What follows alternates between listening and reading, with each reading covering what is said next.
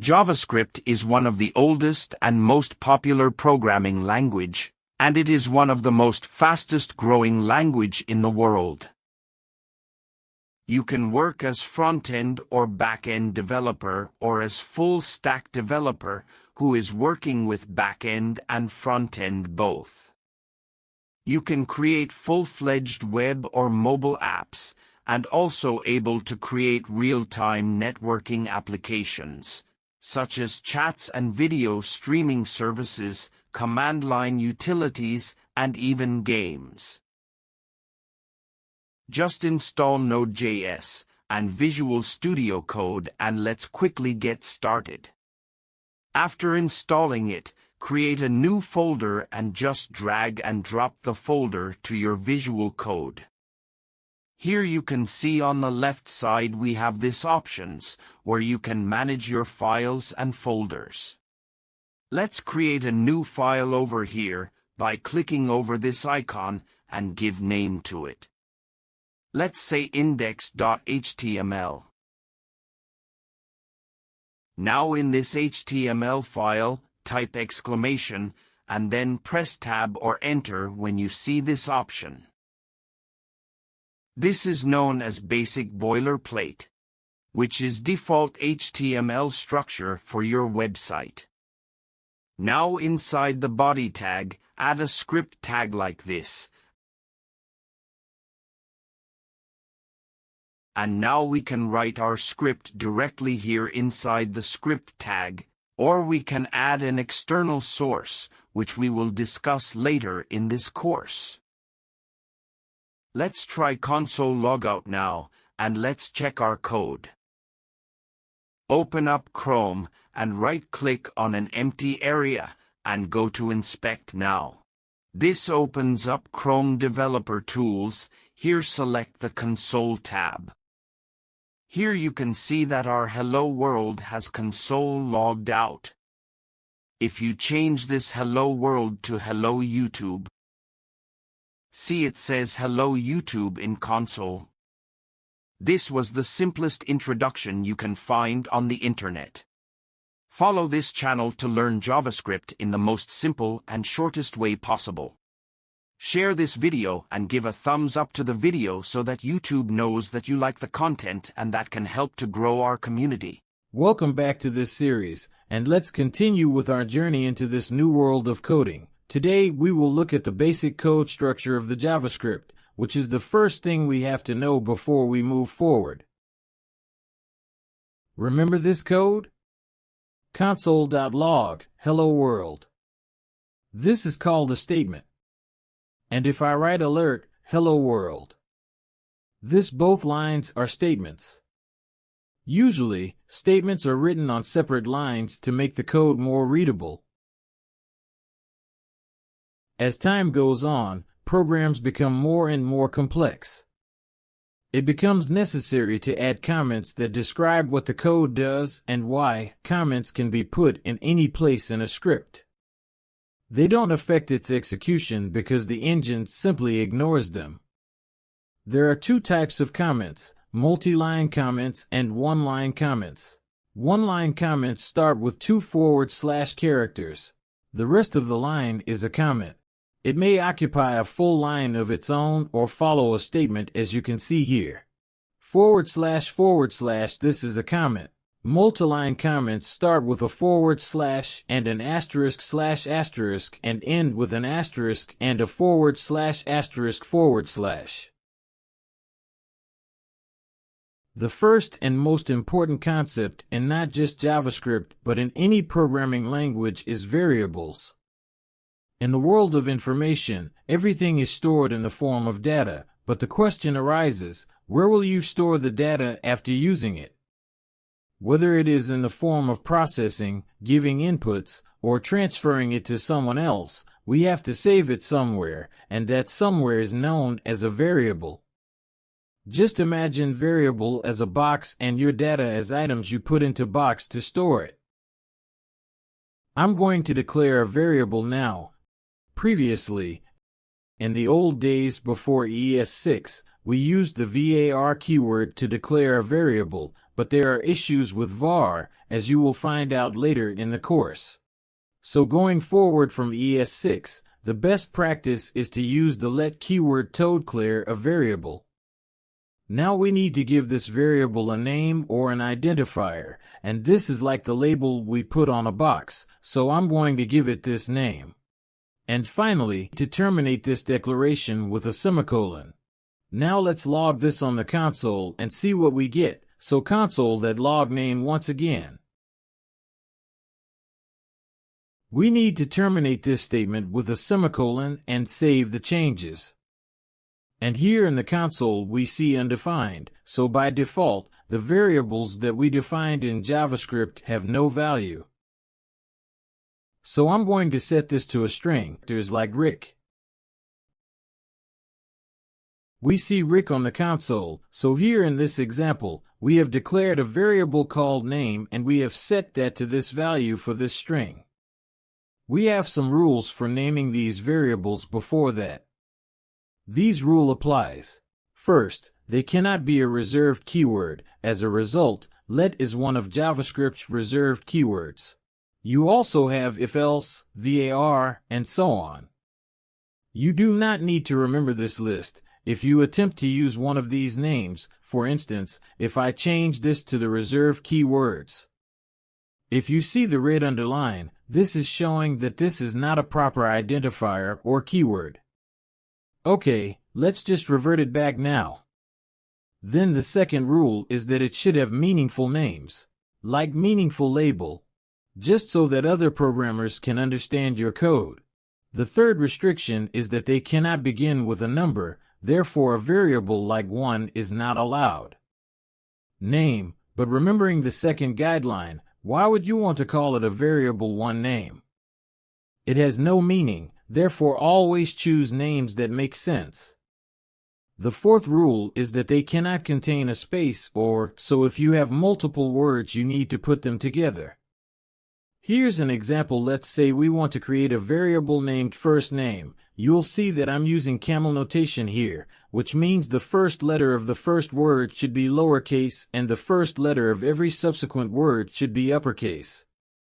We refer to this as camel notation.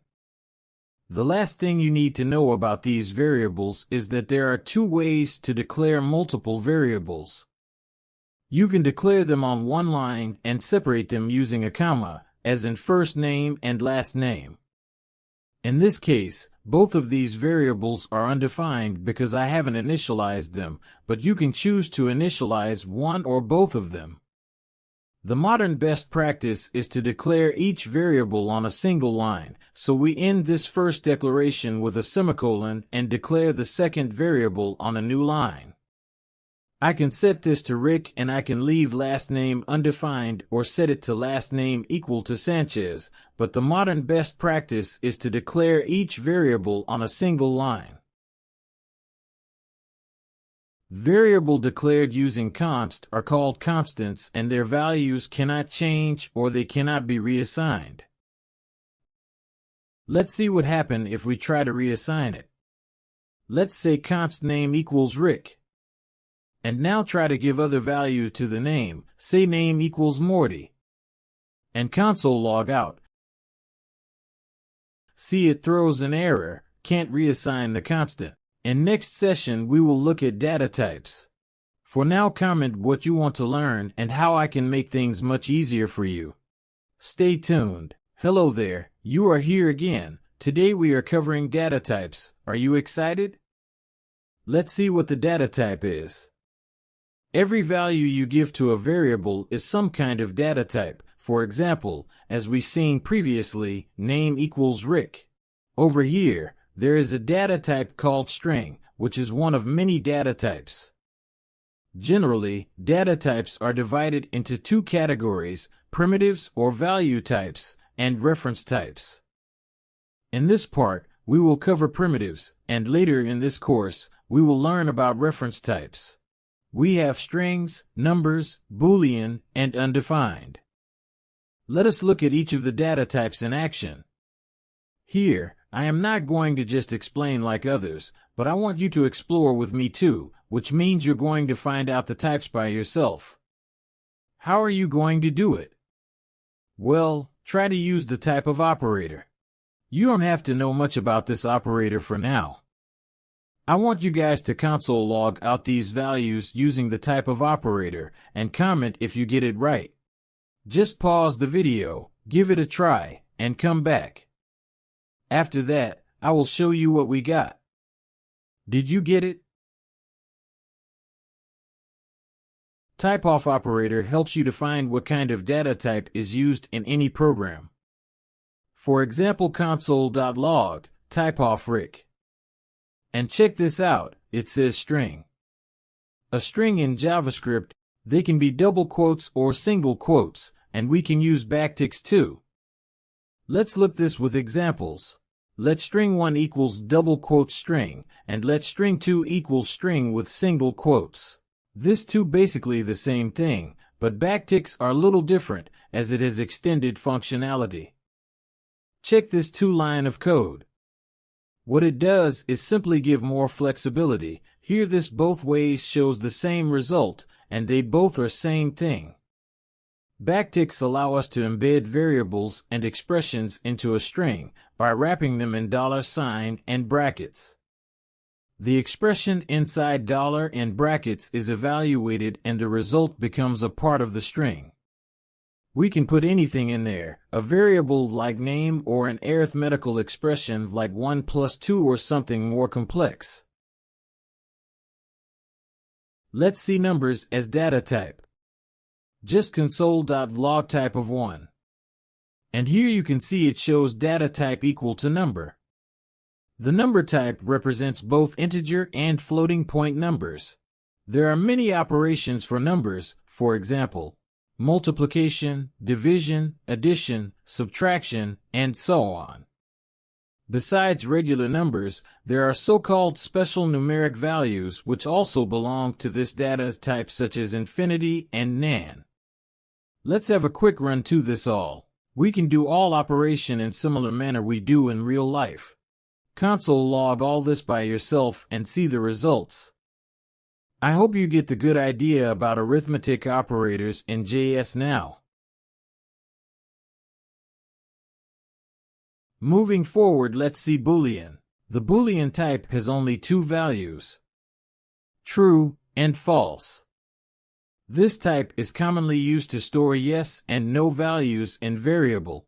For example, let value equals true. This is what we call Boolean, and we use this in situation where we want some logic. For example, if the box is full, then it needed to be shipped. The value of Boolean can be true or false, and this both keywords are reserved, so you cannot use them as variable in your program. Let's move on to the last two of our primitive data types, undefined and null. You have seen undefined before in this video, and you can tell by its name too that if you don't assign a value to your variable, then it will show the value as undefined. For instance, let name equals nothing and console out log name. Check this out, it says undefined because we did not assign any value to the variable. And even though we can explicitly write name equals undefined, this is not commonly used. Instead of writing undefined, we can write null. And yes, null is also a reserved keyword. So these are the examples of primitive or value data types. We have string, number, Boolean, undefined, and null. In next video, we will continue data types with reference types. Share this video and support this channel by subscribing it. Welcome back to this One Topic at a Time JavaScript series. Previously, we learned about primitive data types, and today we are going to talk about arrays as a data type. And there is no other video on YouTube that will teach you array as simple and deep as this one, so stay tuned and have fun learning. But first, what is an array? An array is a list of similar data. Basically, it is a variable that holds multiple elements. In JavaScript, An array is a single variable that contains multiple elements, as opposed to other languages where an array is a reference to multiple variables. It is very simple to create an array. Array is just a way of getting multiple items or objects in a single variable. We add items inside it using the square brackets and separating each item by a comma. Let's understand by an example and create an array. Const shopping equal, open bracket, book, pen, desk, pencil, and bag. And let's console log out shopping now. Let's see what we got in our console. Look at this. Here is our list of shopping items which we added in a variable called shopping. Each item in this example is a string, but an array can hold a variety of data types, including strings, numbers, objects, and even other arrays. We don't have to restrict ourselves to storing only integers in one array and only strings in another. We may store a variety of data types in a single array. Let's check this with an example again. Let const sequence equals 1, 1, 2, 3, 5, 8, and 13, and random equals tree, 795, and let's add another array inside this array with value 0, 1, and 2. Now, when we console log out sequence and console log out random, we get the whole array from sequence and numbers, and in a variable named random, we get these different types of objects in a single string. Look at this array for instance. This is a quite small array, so it's quite easy to manage and we can easily count the number of elements inside it. But what if we have a large array? In that case, we can check the length of an array using length property of JS.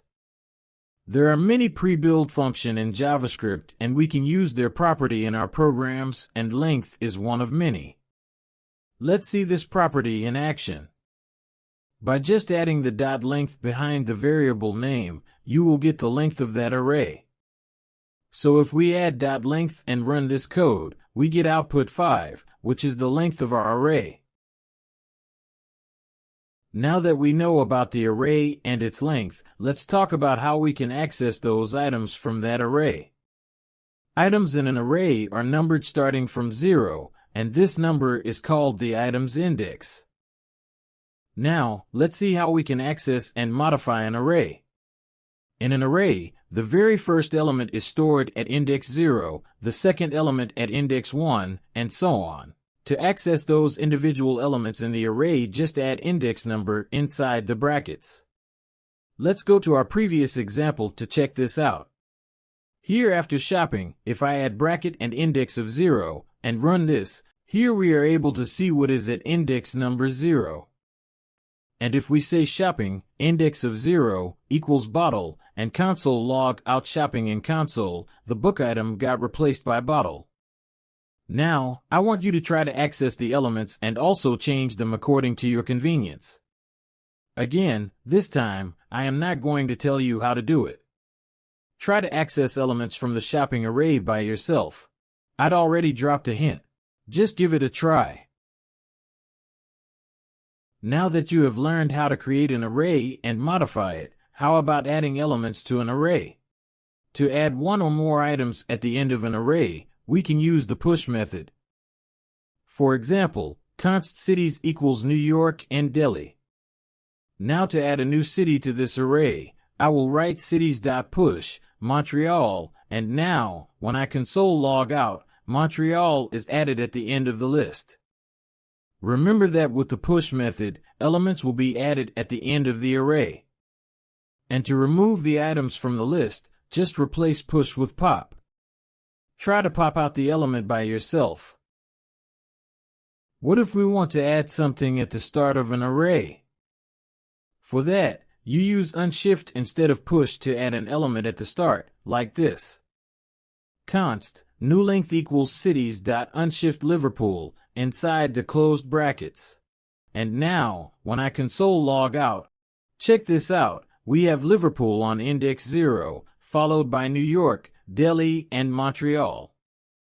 And if you want to remove items from beginning, just use Shift instead of Pop, and you will able to remove the items from the start in an array.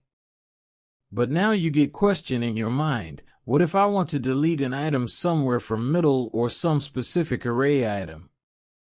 To do so, you can use the splice method. If you know the index of an item, you can remove it from the array using splice. With splice we can do selected removal of items.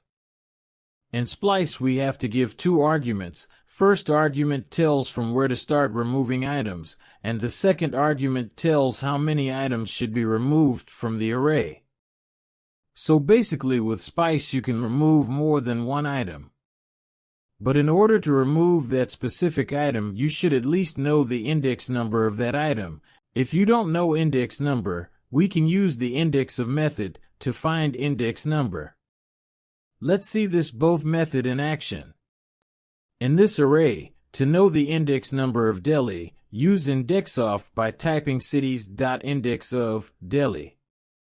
And if console log out now, see we get the index number of Delhi. And if we use splice now, cities.splice 1, 3. Here, 1 is starting point and 3 is number of items you want to delete from that point. We are now left with just Liverpool, as all items from 1 to 3 is deleted. Next in this course we are going to look at objects and functions in JS. Stay tuned and don't forget to like this video and share and subscribe for the amazing content. In this video we will look at the object inside JS, but first let's see. What is an object in JavaScript? Objects give you the ability to store data in depth, and with that in mind, objects are so-called complex data types, also called composite data types. We use numbers, booleans, strings, and arrays in order to compose objects. Objects can also store objects within themselves, so when we're dealing with multiple related variables, we can put these variables inside it. For example, here we have two variables. Car model equals charger and year equals 2016. They're highly related. They are part of the representation of a car, so instead of declaring two variables, we can declare a car an object, and then instead of referencing these two different variables, we can just refer to the car as an object. Here, these curly braces are what we call an object literal. Now between these brackets whatever we add is known as key value pairs, so keys are basically the properties of this object. Let's see what it really means. In this case, we want this car's object to have two properties, or two keys, car model and year, so we add car model here. After that a colon, then set the value. So after charger, we add a comma, and another key value pair with the year equal to 2016. So far, we've created a car object with two properties, or key value pairs, car model and year. Now, these two are the same as this new object we created, so let's remove it.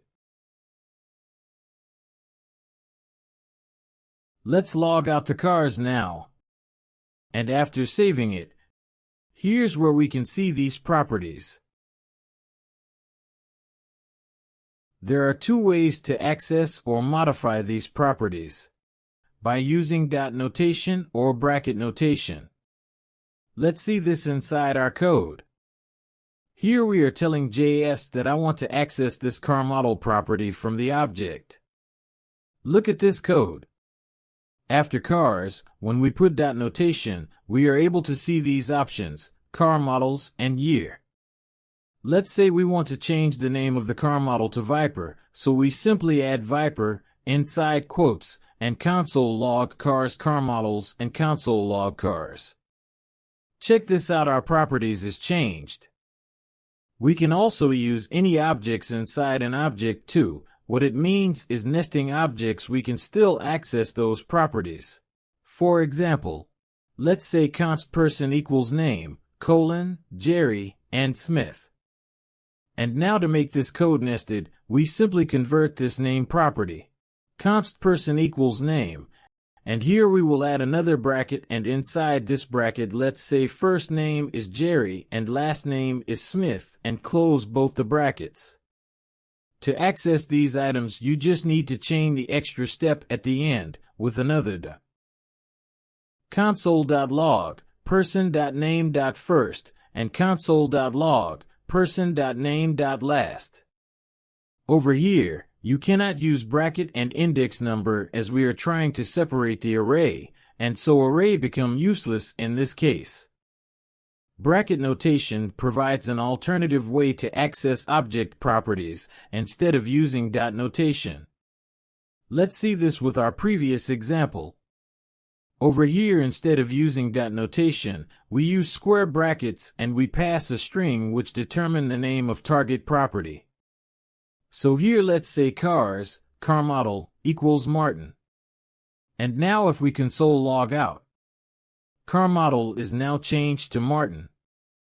And this works exactly same as dot notation. While coding, we can use any of these two notation. In next part we will look at the functions basic in JavaScript, so stay tuned and don't forget to share and subscribe.